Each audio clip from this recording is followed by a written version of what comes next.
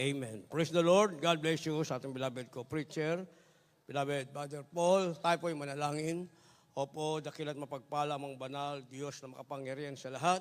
Aming pinakamamahal na Panginoong Hesus, Diyos na banayad sa pagkagalit, sa ganas sa kahabagan, sa pangunang panalangin po ng aming beloved Double Evangelist Wilde Almeida, End Time Prophet, Lord God, maraming salamat po sa paglangis mo, sa bawat bahagi na iyong balagawain na tapos na tigit, sa pagkilos mo mainam sa aming kalagitnaan sa iyong Santong Espiritu, nagbigay galak sa mga puso at bagong lahat. Kami po'y nagpakumbaba, lalo abang lingkod sa aming nagawang pagkukulang, pagkakamali, pagkasala, kabagan mo kami patawarin, lubos-labis po kami nagsisi, at sa aking mga labi, Lord God, ikaw po maglagay, makataga, dapat kong bigkasin, ikaw aking inaasahan, buksampong pangunawa, kaisipan ng bawat napakinig at patuloy mo kaming samahan ng iyong kapangyarihan sa pangalan ni Jesus, unbelief and doubt, Satan cast out, be bound into hell, and be there forever in the name of our dearest Jesus, I pray. Amen and amen. Everybody say, praise the Lord.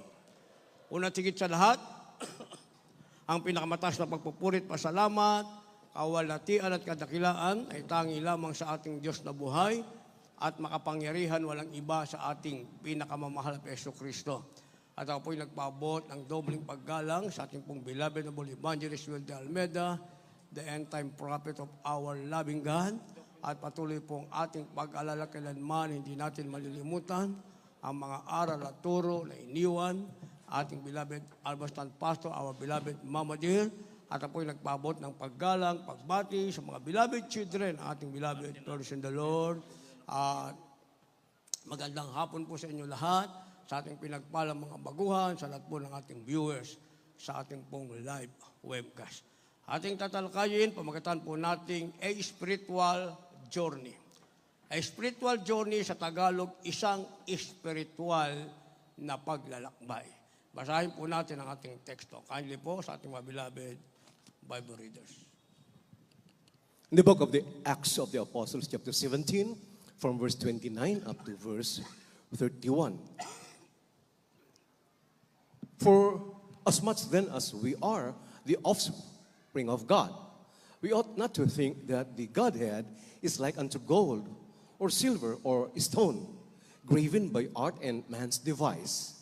In the times of this ignorance God winked at, but now commandeth all men everywhere to repent, because he hath appointed a day in the which he will judge the world in righteousness by that man whom he hath ordained, whereof he hath given assurance unto all men, in that he hath raised him from the dead.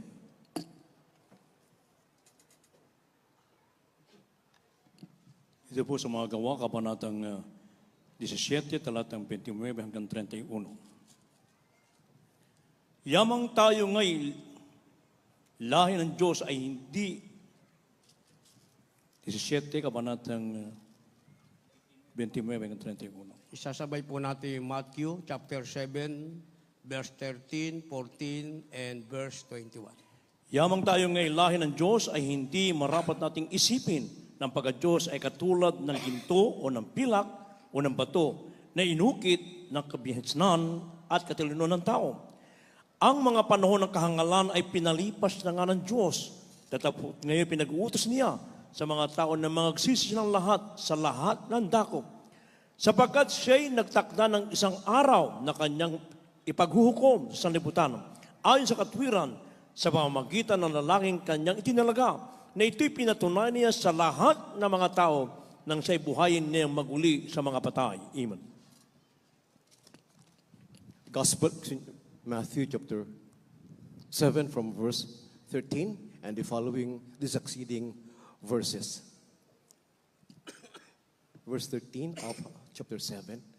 Enter ye in at the straight gate, for wide is the gate, and broad is the way that leadeth to destruction, and many there be which go in thereat, because straight is the gate, and narrow is the way which leadeth unto life, and few there be that findeth it. Verse 21. Verse 21.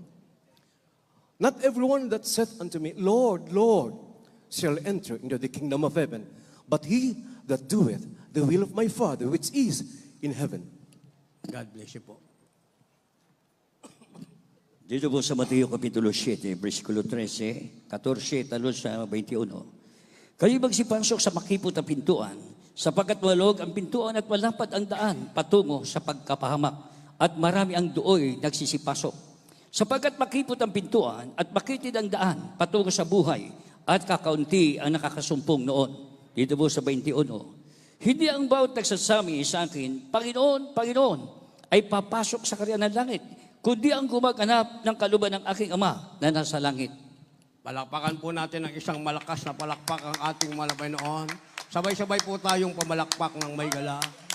Ang lahat ay magsabi ng malakas na praise the Lord. A spiritual journey o isang spiritual na paglalakbay. Tayo po mga minamahal ay nasa tinatawag na paglalakbay. At sa ating paglalakbay, mga minamahal, hindi makipot o hindi maluwag ang daan, bagkus makipot ang daan, at hindi rosas ang ating lalakaran, bagkus mga minamahal, sasabihin tayo ay naging matagumpay kung malampasan natin, mga minamahal, lahat ng tinatawag na blockage sa ating spiritual na paglalakbay. Kaya sabi ng verse 29 sa Acts chapter 17 na ating nabasa, tayo daw ay mga lahi ng Diyos. Pinagpala tayong napabilang tayo sa tamang congregation bilang sinasabing lahi ng Diyos. Ang sabi, hindi marapat na isipin ng pagka-Diyos ay katulad ng ginto o pilak o bato na ikinukit ng kabinasnan at katalunuhan ng tao. Hindi daw dapat ganun ang ating pag-iisip, mga minamahal. Maging sa ating mga pinagpalang baguhan na ngayon ay narito. Sapagkat sa ating paglalakbay, ang ating kasama ay ang Diyos na makapangyarihan. Sinasabi ng banal na kasulatan, ang Diyos ay Espiritu at ang Espiritu ay nanahan sa ating mga puso. Sabi ng banal na kasulatan, ito daw ating body. Sabi, your body is the temple of the living God, and the Spirit of God dwelleth in you. Nakatira sa iyo ang Espiritu ng Diyos. Kaya sa iyong paglalakbay, ang tangi mong kasama ay ang makapangyarihang Diyos, ang kanyang espiritong nanahan sa puso mo. Kaya ang sabi ng verse 30, ang mga panahon ng kahangalan ay pinalipas na ng Diyos. Yun daw ating panahon ng kahangalan. Yung ating pagiging stubborn, transgressor sa salita at utos ng ating mahal na Panginoon. Sabi ng ating nabasa, pinalipas na ito ng ating mahal na Panginoon. Ang ibig sabihin, kinalimutan niya kung ano ang kasalanan natin noon. Ang tinitignan niya, ang ginagawa natin ngayon sa kanyang harapan bilang lahing pinagpala ng ating pinakamamahal na Panginoong Jesucristo. Kaya ang sabi ng verse 31, sapagkat siya'y nagtakda ng isang araw ng kanyang paghukom sa sanlibutan. Ayaw sa gusto ng tao, mga minamahal, merong tinatawag na judgment. And the judgment time will come, whether we like it or we don't like it. Darating at darating ang sinasabing judgment time, mga minamahal. At sa ating paglalakbay, mga minamahal, kinakailang espiritual ang ating paglalakbay. Ang ibig sabihin, espiritual na paglalakbay ay matagpuan tayong nananatiling isang lahi. Pinagpala ng Diyos, hindi lahi ng masama, mga minamahal, o hindi lahing humiwalay sa Diyos, o hindi lahi tumalikod sa paglilingkod sa Diyos, kundi lahing pinagpala ng ating pinakamamahal na Panginoong Jesucristo. Dahil ayaw sa gusto ng tao, darating at darating ang tinatawag na paghuhukom. At kung ano ang ginawa ng tao sa sanlibutan, yun ang iyahatol ng mahal na Panginoon sa Kanya. Kaya sabi ng banal na kasulatan sa ating paglalakbay, hindi malawak ang daan, mga minamahal. Sa ating nabasa, Matthew chapter 7, verse 13, kayo magsipasok sa makipot na pintuan, sapagkat maluwang ang pintuan at malapad ang daang patungo sa pagkapahamak at marami ang doon ay nagsisipasok. Sa ating palang espiritual na paglalakbay, mga minamahal, merong maluwang at malawak na lakaran. Masikip na pintuan at malawak na pintuan. Ang sabi, doon sa makipot, konti lamang ang pumapasok, mga minamahal. Kaya nga maraming maglalakbay, mga minamahal, pero hindi lahat sila ay nagiging mananagumpay, mga minamahal. Dahil sabi ng ating nabasa sa last phrase, sa malawak na pintuan, doon maraming pumapasok. Kaya sabi ng verse 14, Sapagkat makipot ang pintuan at makitid ang daang patungo sa buhay at kakaunti ang nakakasumpong noon. Kakaunti lang pala nakakasumpong sa makipot na pintuan. Actually, nasumpungan na ng lahat. Ang problema sa nakasumpong, kaya sinabing kakaunti ang nagpapatuloy sa kanilang espiritual na paglalakbay dahil sa napakakipot na pintuan, hindi kayang makasurvive ng marami, mga minamahal. Bakit? Dahil may rules. Kung merong spiritual journey, at the same time, mga minamahal, merong tinatawag na spiritual rules. And you cannot go by yourself without spiritual rules. Pag gumawa ka ng sarili mong rules, mga minamahal, ikaw yan, sarili mo yan. Hindi spiritual ang iyong paglalakbay. Pero pag spiritual ang paglalakbay mo, mga minamahal, andun ka. Mananatili ka sa tinatawag na spiritual rules dahil yun ang kailangan para makasurvive ka at makapasok ka sa makipot na pintuan sa iyong paglalakbay. Kaya ang sabi ng verse 21, mga minamahal, hindi ang bawat nagsasabi sa akin, Panginoon, Panginoon, ay papasok sa karian ng langit, kundi ang gumagawa ng kalooban ng aking amang nasa langit. Palakpakan muna natin ang ating mahal na Panginoon.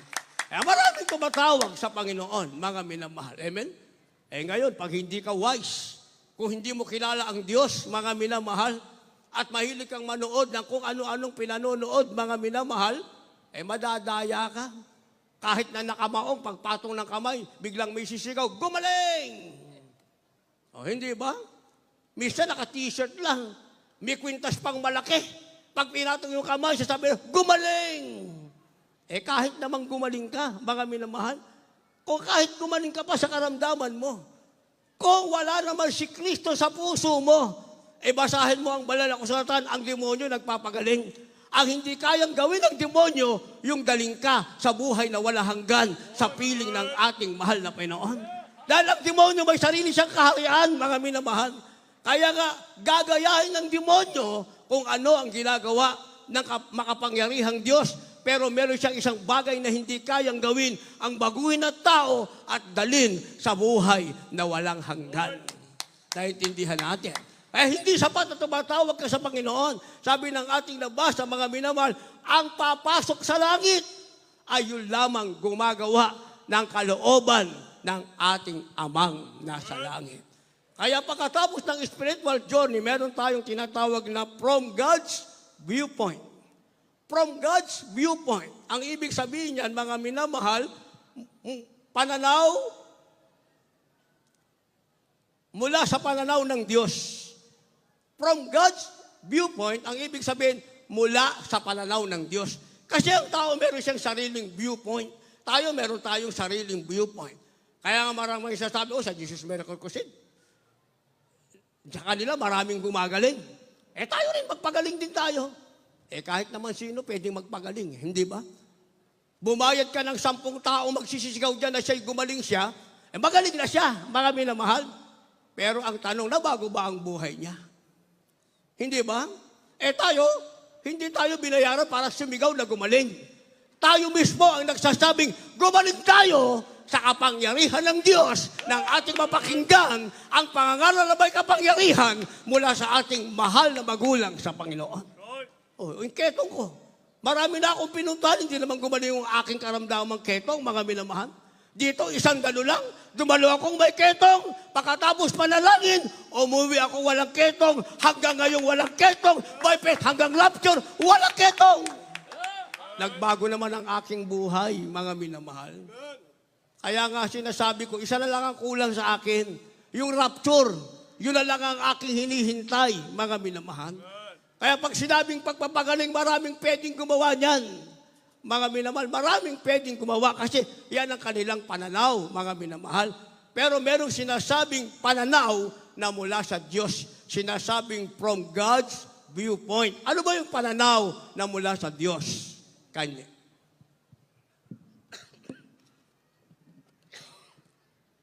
From the book of Job, chapter 24, verse 23.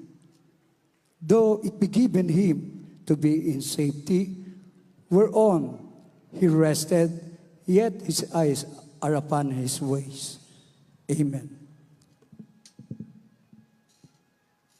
From the book of Jeremiah, chapter 31, verse 23. Verse 12. From the book of prophet Jeremiah, chapter 31, verse 12. Therefore, they shall come and sing the height of Zion, and shall flow together to goodness of the Lord, for wheat, for wine, and for oil, and for the young of flock, and of the herd, and of the soul, shall be as water garden, and they shall not sorrow anymore at all. Amen. God bless you po. Ito po sa Hope 24:23. Pinagkakalooban sila ng Diyos na malagay sa katiwasayan at sila'y nagpapahinga roon at ang kaniyang mga mata ay nasa kanilang mga lakad. Ito po sa Jeremias 31:12. Sila'y magsisipa rito at magsisiawit sa kaitaasan ng Zion at magsisihugos na magkakasama sa kabutihan ng Panginoon, sa trigo at sa alak at sa langis at sa guya ng kawan at ng bakahan. At ang kanilang kaluluwa ay magiging parang dinilig na halamanan at hindi na sila mga mamanglaw pa sa anuman. Amen. Palakpakan po natin ang ating pinakamamahal na Panginoon. Lahat magsabi ng praise the Lord. Yun daw lumalakad spiritually, mga minamahal, meron silang sinasabing God's viewpoint o pananaw ng Diyos. Ang pananaw ng Diyos, ang sabi, pinagkalooban sila ng Diyos na malagay sa katiwasayan at sila'y nagpapahinga roon at ang kanilang mga mata o ang kaniyang mga mata ay nasa kanilang mga lakad. Yung pala yung sinasabing God's viewpoint. Pananaw ito ng Diyos. Pag lumakad ka spiritually, spiritual ang lakad mo, mga minamahal, may magandang pananaw sa iyo ang Diyos. Hindi ka para sa pagkaparusa, ikaw ay para sa pagpapala ng ating mahal na Panginoon. Ang ipinagkaloob sa iyo ng Diyos ay katiwasayan, meron kang kapahingahan, at ang mata ng Diyos ay nasa iyong mga lakad. Kaya makipot man ang iyong papasukin, mga minamahal, mararating mo kapag nasa iyo ang sinasabing pananaw ng ating pinakamamahal na Panginoong Jesucristo, dahil ang pananaw ng Diyos ay makapasok ka sa makipot na daan upang ikaw na lahi ng Diyos, na pinili ng Diyos, na pinagpala ng ating mahal na Panginoon, ay maging karapat dapat ka sa kanyang pinangakong buhay na walang hanggan. Kaya nga hindi natin pwedeng sabihin, mahirap. Sa Jesus Miracle, mahirap eh. Sa iba naman, mabilis lang, pwede naman. Isipin mo, wala namang rules eh. Dumalo ka lang doon. Oh, hindi ka na magsuot ng puti. Kahit ano pa lang suot mo. Kahit na naka-jacket ka lang na maong, nakamaong kang pangtalon, kung ano ang suot mo, pagpatong ng kamay ng pastor, gagaling ka na. Oh, hindi ba? Walang rules. Pero merong tinatawag na rules para mapasayo ang pananaw ng Diyos, mga minamahal. Ang nagkakaloob ng katiwasayan, ang nagkakaloob ng kapahingahan, ay walang iba kundi ang ating mahal na Panginoon. Dahil sabi ng ating nabasa, ibibigay sa iyo ng Diyos dahil ang kanyang mata ay nasa lahat ng iyong mga lakad. Meron kang patnubay, mga minamahal. Kaya yung salitang mahirap maglingkod sa Diyos, yun yung ayaw pumasok sa langit o ayaw gawin ang kalooban ng Diyos, pero gustong tanggapin ang biyaya ng ating mahal na Panginoon. Yun yung mga matampuhin, mga minamahal. Konting kibot, nagtampo. Ay nagtampo siya sa biyaya ng Diyos. Dahil pag matampuhin ka, nagtampo ka sa biyaya ng Diyos, mga minamahal. Dahil ang tunay na Kristiyano, pag binasa mo ang banal na kasulatan, wala siyang kinatitisuran. Dahil sabi ng banal na kasulatan, isa lang ang titignan mo. Look unto Jesus, the finisher and the author of our faith. Yun lang ang titignan mo, wala kang titignan iba, mga minamahal. At ikaw ay mananatili sa makipot na pintuan sa iyong spiritual na paglalakbay. Yan, nilagyan natin ang supporting verse, mga minamahal. Yung daw naglalakbay, spiritually, ang sabi, sila ay magkakasama. Paano sila naging magkakasama? Ang sabi, sila ay magsisiparito at magsisiawit sa kataasan ng Sion. Magsisihugos na magkakasama sa kabutihan ng Panginoon at hindi na sila mamamanglaw pa sa anuman. Yung pala mga minamahal, yung tinatawag na ang pananaw ng Diyos ay nasa kanila, sila yung magkakasamang umaawit sa Panginoon. Ano man ang mangyari sa kanilang paglalakbay, mga minamahal, makipot man ang daanan nila, lakaran, ang sabi, umaawit pa rin ang kanilang puso at labi nagpapasalamat sa ating pinakamamahal na Yesu Kristo. Kaya naman, sabi ng ating nabasa, yung kapanglawan daw ay inaalis ng Diyos sa kanila.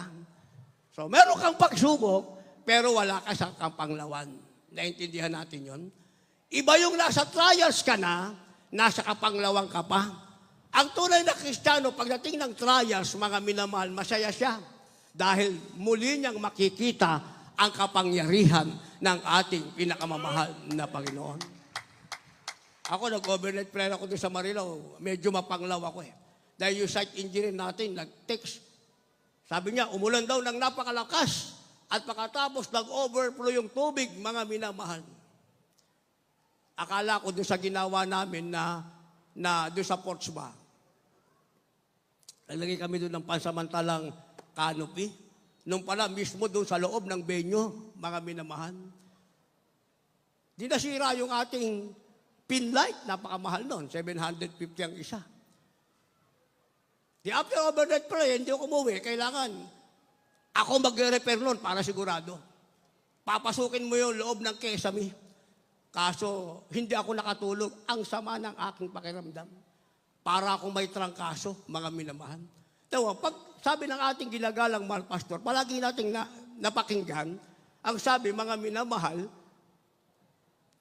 kinakailangan ang pananampalataya mo, mga minamahal, ay pananampalatayang nanggaling sa Diyos. Not by feeling, mga minamahal. Hindi yung sa nararamdaman mo. Hindi siya nakikita, kundi sa kapangyarihan ng ating mahal na Panginoon. So, bago ako bumaba, alas 9 ng umaga, nalalangin muna ako, mahal na Panginoon. Bigyan mo ako ng lakas para hindi makita nung makasama ako kay may lagnat.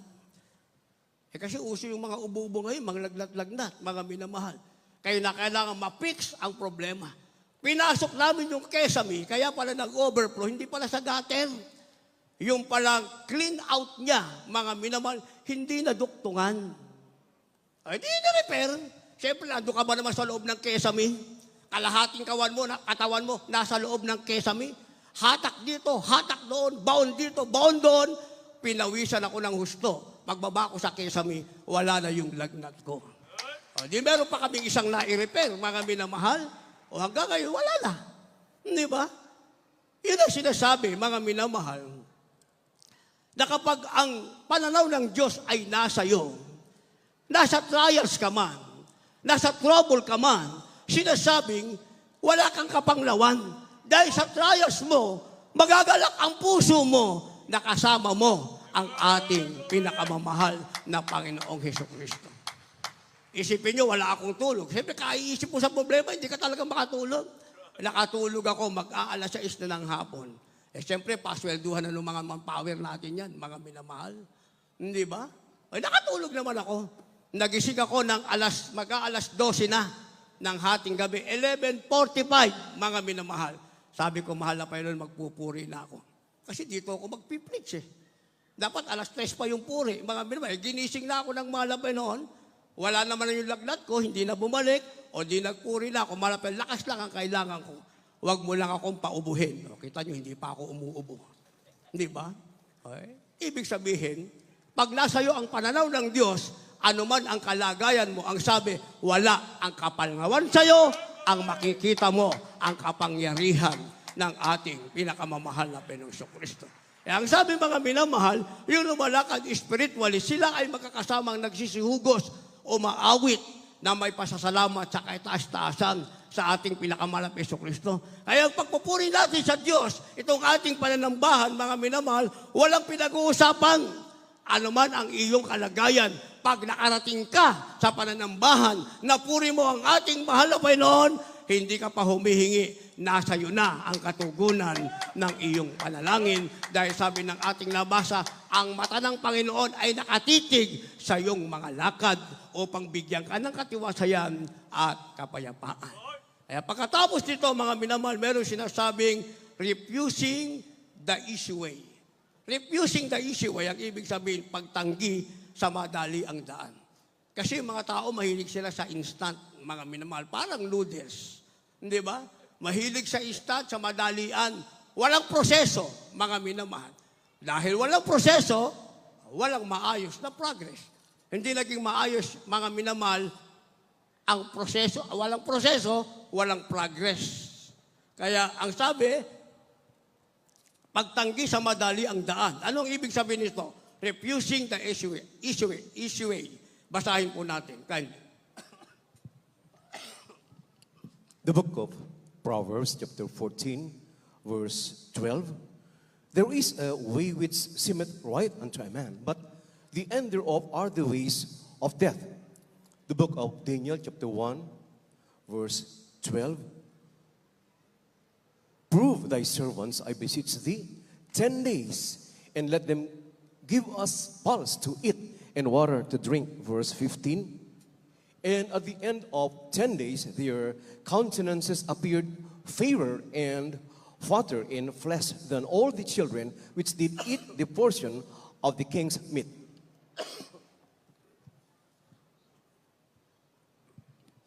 Kawikaan Kapitulo 14, versikulo 12. May daan na tila matuwid sa isang tao, ngunit dulo niyaon ay mga daan ng kamatayan.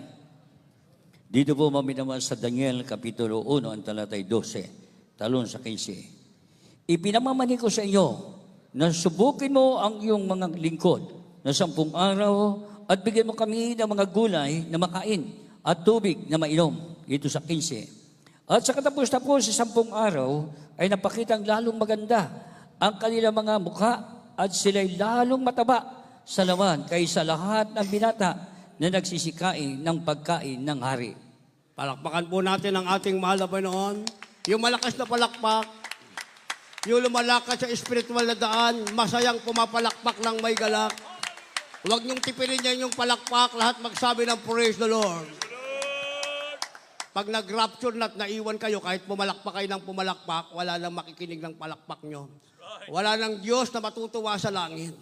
Samantalang habang hinihintay natin ang ating mahal na Panginoon, pag masagana kang pumalakpak, masaya kang pumalakpak, tuwan-tuwa ang ating mabait na Diyos sa langit, ang ating pinakamahal na Yesu Kristo. Refusing the easy way, ibig sabihin pagtanggi sa madali ang daan. Itong nating nabasa sa Daniel chapter 1, verse 12 and verse 15. Nang ang Israelite ay nabihag at sila ay nasa ilalim ng paghahari ni King Cyril, mga minamahal, pumili sila ng mga kabataan. Yung kabataan na yon, mga minamahal, ay tuturuan nila at pagtatrabahuhin sa palasyo. Kabilang si Daniel, mga minamahal. Si Daniel, hindi niya pinili yung easy way. Kundi, nag-refuse siya, tinanggihan niya. Sabi ng bantay pinto, mga minamahal, kayong mga kabataang napili, kayo ay pag-aaralin at makakainin kayo ng pagkain ng hari at kayo ay painumin ng alak para maging malusog kayo. That is the easiest way sa kanila para lumusog. Kasi yun ang pagkain ng hari. Nag-refuse si Daniel, mga minamahal. Ang sabi ni Daniel, bantay pinto, ayaw namin kumain ng pagkain ng hari at alak ng hari. Ang ibigay mo lang sa amin, gulay at tubig. Sabi ng bantay pinto, ilalagay mo ang aking ulo sa pagkapahamak dahil siguradong hindi kayo magiging malusog. Si Daniel ayaw ng easiest way. Ang gusto niya, paraan ng Diyos. Kaya tinanggihan niya, mga minamahal, yung inaalok na mabilis na paraan para sila lumusog. Dahil ayaw niya mabahiran ang kanyang pagkaloob, taong pagkaloob, mga minamahal, ng pagkain ng haring malupit, makasalanan. Ang gusto niya, ang ilalagay niya sa kanyang kaloob-looban ay pagkaing dalisay na kakalugod sa ating mahal na Panginoon. Kaya pinili niya ang tubig at pinili niya ang tinatawag na gulay. Ang sabi ni Daniel, pagkatapos ng 10 araw, subukin niyo kami. Pagdating ng 10 araw, mga minamahal, sila ang pinakamalusog, ang kinain lang gulay at tubig, at sila ang pinakapulang pisngi nang sila'y subukin. Sila ang pinakamatalinong humarap sa Haring Siryo. Kasi nag-refuse sila sa easy way. Hindi ba? Minsan meron tayong ganyan kasing ugali. Ay, ito, easy ito. Easy ito, easy. Hindi ba? Gusto natin magpagamit sa mga easy lang. Gusto natin easy. Walang proseso. Hindi tayo tumatagal kasi walang proseso eh. Di ba? Pag gusto mo maglingkod sa Diyos, gusto mo magpagamit sa mahal na Panginoon, may proseso yan, mga minamahal. Hindi ka pwede naka-uniforme na lamang, walang proseso. Nandiyan ka na. Kahit naman kami, mga minamahal. Hindi naman kami bastang tumayo, mga minamahal. Katakot-takot na fasting. Yung nga, noong panahon na yun, hindi nga usong kain. Walang Pasko sa amin, walang bagong taon sa amin, mga minamahal. Mas maganda sa amin ang nasa tuhod ng pag-aayuno. Ahanamin kami ng ating beloved Lord Evangelist. Nasa na yung mga prayer warrior natin, mga preacher. Ando po mga pastor, nagsipag-ayuno. Paskong Pasko at saka bagong taon, mga minamahal. Hindi pwedeng easiest way. Ay, gusto ko magpagamit sa Panginoon. Fasting ka na 10 araw. Hindi ko kayang gawin yan eh. Hahanap ngayon ng baker. Makita mo, andyan na. Paano ka napunta dyan? Wala kang kapangyarihan. Kasi nasa easiest way ka. Gayahin natin si Daniel, mga minamahal. Ngayon, meron ng magic sarap. Panahon ni Daniel, walang magic sarap. Siguro yung gulay, nilaga lang. Walang mineral water. Siguro yung tubig na Daniel, kinuha lang sa balon. Pero sabi ng banal na kasulatan, dahil nag-refuse siya, tumanggi siya sa easiest way, sila ang kabataang pinagpala ng ating mahal na Panginoon. Sa araw ng linggo, mga minamahal. Amen? Sa araw ng linggo, yan sinasabing, ang mga Kristiyano ay magmamarcha. Luzon, Visayas, Mindanao, at galing sa ibang bansa, sabay-sabay tayong magmamarcha. Saan tayo pupunta? Sa isang lugar na kung saan ay ipagdiriwang ang kaarawan ng ating beloved Evangelist Mel de Almeida, the end-time prophet of our loving God, the true man of God, na nalangin sa atin na tayo'y kinabagan ng ating pinakamamahal na Hesus Kristo dahil sa panalangin ng tunay na tao ng Diyos, tayong lahat ay pinagpala ng ating mahal na Panginoon. O hindi basta-basta, sama ako dyan. Nag-ayuno ka na ba? Meron ka ba nagawang sakripisyo? Sa pagpapalang meron ka, tumakyas ka na ba para maidagdag sa gastusin ng banal na iglesia? O gusto mo lang makisama sa marcha ng Kristiyano? Spiritual journey ito sa araw ng linggo, mga minamahal. Spiritual journey. Hindi tayo basta nakarating dito sa araw ng linggo. Darating dato, full of anointing, makikisa, ano ba nakalagay ng panahon, narito tayo, magpupuri sa ating pinakamamahal na Hesus Kristo.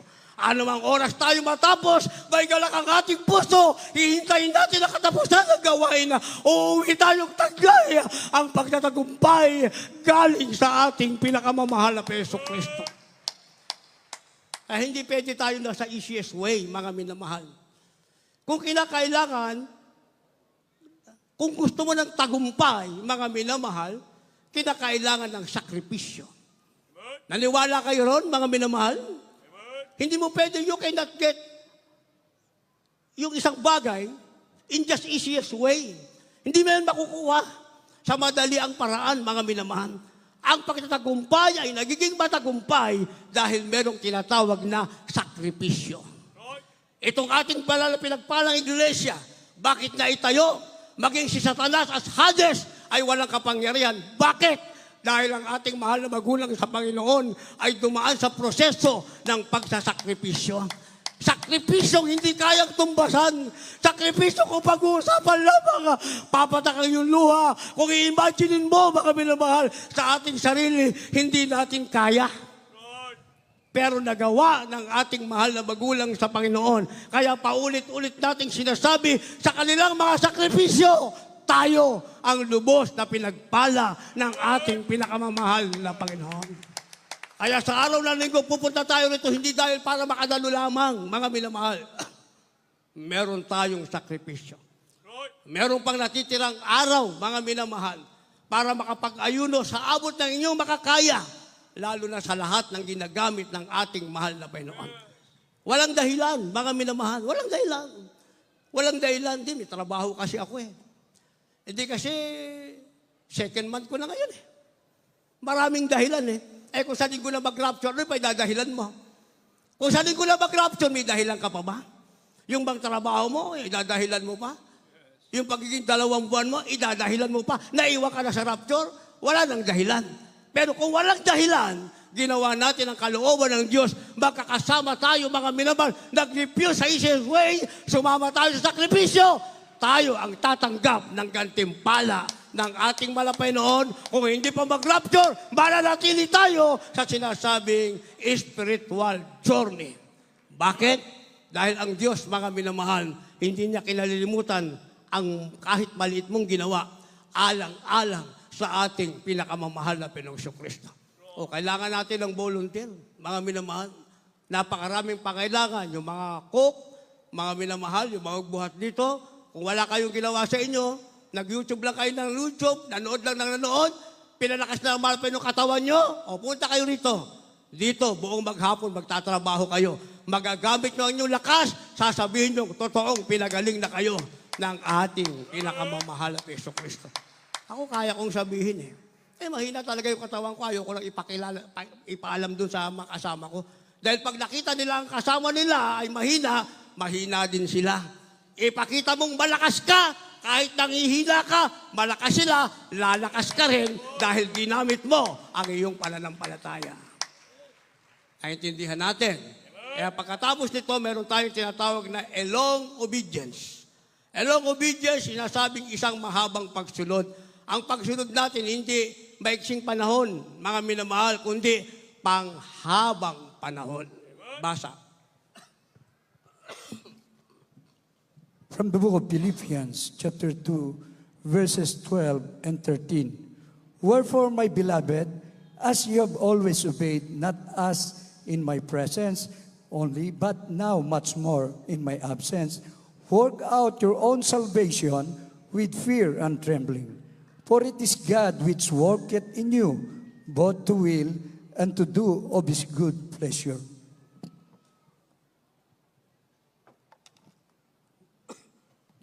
Ito po sa Pilipos, kabanatang 2, talatang 12 at 13. Kaya nga, mga minamahal ko, kung paano inyong laging pagsunod na hindi lamang sa harapan ko, kundi bagkus pa ngayong ako'y wala, ay lubusin ninyo ang gawain ng inyong sariling pagkaligtas na may takot at panginginig. Sapagkat Diyos ang gumagawa sa inyo, maging sa pagnanasa at sa paggawa, ayon sa kanyang mabuting kalooban. Amen. Palakpakan muna natin ang sabay-sabay ang ating mahal na Panginoon. Lahat magsabi ng praise the Lord. Itong sinasabing elong obedience o isang mahabang pagsunod, ang ibig sabihin, hindi pakitang tao yung ating paggawa, mga minamahal. Hindi porke may nagbabantay. Bagkos, gumawa tayo, mga minamahal, may nakakakita o walang nakakakita, gumagawa tayo, sabi, ayon sa ating mabuting kalooban. Verse 13, sapagkat Diyos ang gumagawa sa inyo, maging sa pagnanasa at sa paggawa, ayon sa kanyang mabuting kalooban. Kaya pala nagagawa natin ito, meron tayong desire na gawin ito. Ang sabi, Diyos ang gumagawa nito, ayon sa kanyang mabuting kalooban. Diyos ang nagsasabi sa iyong anak, kumilos ka, gawin mo ito, makibahagi ka, gawin mo yan. May nakakakita o walang nakakakita, ang mahalaga, ginagawa mo yan sa kalulhatian ng ating mahal na Panginoon. Hindi natin sasabihin, tapos na ako dyan. Noon pa yan, noon pa, hanggang doon lang ang paglilingkod mo sa Diyos. Ang sabi, what we need is a long obedience o sinasabing isang mahabang pagsunod.